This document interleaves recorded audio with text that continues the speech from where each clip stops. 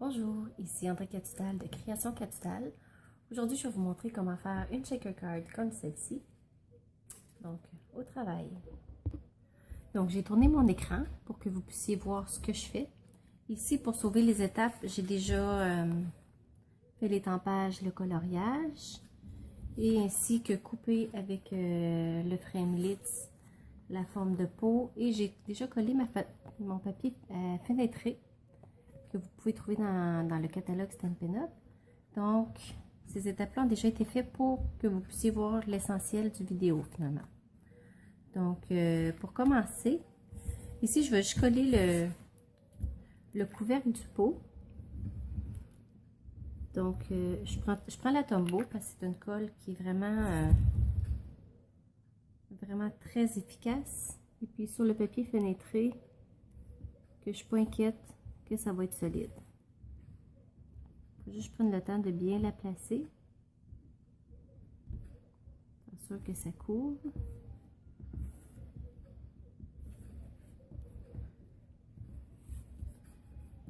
Donc, c'est parfait comme ça.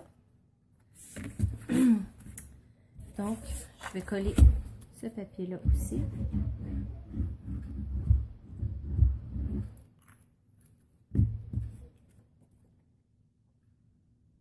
Comme ceci.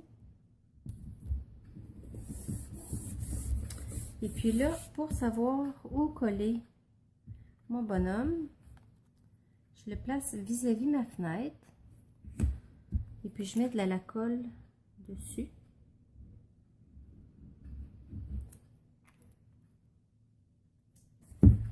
Et puis, je prends un post-it pour le tenir en place. Je fais ça qui est droit, où je veux. Donc là, je peux aller me positionner comme si je le collerais. J'enlève le post-it.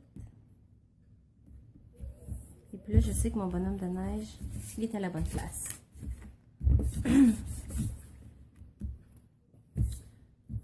Donc là, on arrive à la partie qui est plus essentielle.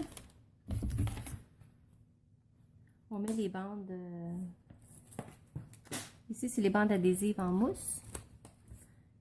Ils sont faites exprès pour ça parce qu'ils sont ils sont pas larges. Ils sont un petit peu plus épaisses, si je pourrais dire, que les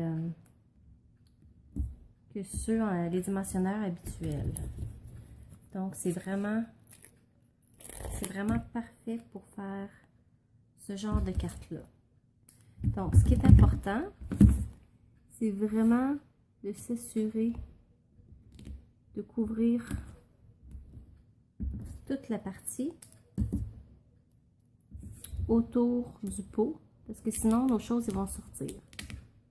Donc, ça, on veut pas ça. Donc, on s'assure de couvrir tout le contour. Là, vous remarquez que je coupe au lieu de le tourner.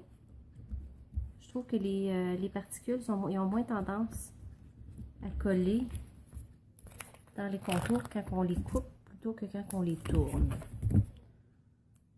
Mais ce sera à vous de voir comment vous voulez travailler. Et puis là, ici, on s'assure de ne pas en mettre vis-à-vis la fenêtre, bien sûr. On ne peut pas les voir non plus. Comme ça. Et puis un petit bout.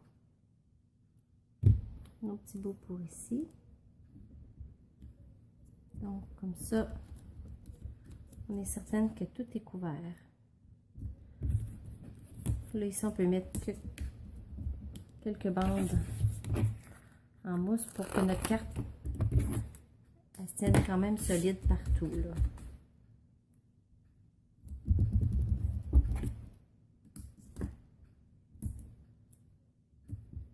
Comme ceci.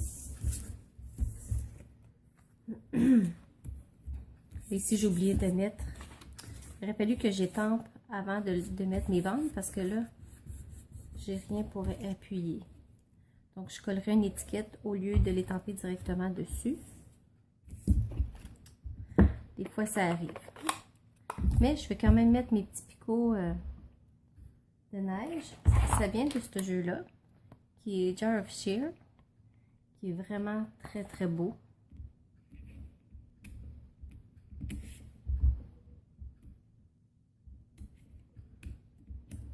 J'arrive quand même à un beau résultat, même si j'ai des dimensionneurs en dessous. Donc, j'ai pris Cerise Carmin, qui est la même couleur que ma carte. Donc, rendu ici, un petit truc, si vous voulez pas que vos choses collent dans le contour, vous pouvez prendre votre embossing body, puis vous le passez. Ça enlève la statique même sur la fenêtre, sur le papier fenêtré. Puis en même temps, en le passant comme ça va éviter à ce que vos choses restent collées dans le contour, là. C'est un truc que j'ai vu d'une autre démonstratrice, puis j'ai trouvé que c'était vraiment une excellente idée parce que des fois, c'est pas agréable quand que nos choses ne fonctionnent pas. Donc moi, dans ce cas-ci, j'ai décidé d'utiliser le trio de flocons mica, qui sont très très beaux. Donc, j'en mets un petit peu hors, comme ça. Je vais mettre un petit peu blanc, qui fait vraiment comme de la neige. Il est vraiment très très beau. J'en mets un petit peu plus. Puis je vais mettre une petite touche de vert. On a quand même du vert sur notre carte. On peut se permettre d'en mettre une petite touche. Puis ma petite touche finale, c'est mon diamant resplendissant. Ça, j'en mets tout le temps un petit peu parce que je trouve que ça l'amène vraiment de la brillance. Et puis, je trouve ça très très joli. Donc là, je ramène mes petits brillants dans le milieu. Si je veux qu'ils restent là. Là, ici, vous avez remarqué, j'ai mis mon dimensionneur vis-à-vis la ligne du pot. Parce que dans le fond, ce que je veux, c'est, je veux pas que mes brillants se retrouvent dans le couvercle. Donc, comme ça l'évite. Mon vidéo, il a coupé. Donc, vous m'avez pas vu tout enlever les dimensionneurs, mais je les ai tout enlevés. Je les ai collés vis-à-vis mon bonhomme de neige. J'ai même collé ma petite boucle ici dans le coin. Donc, voilà.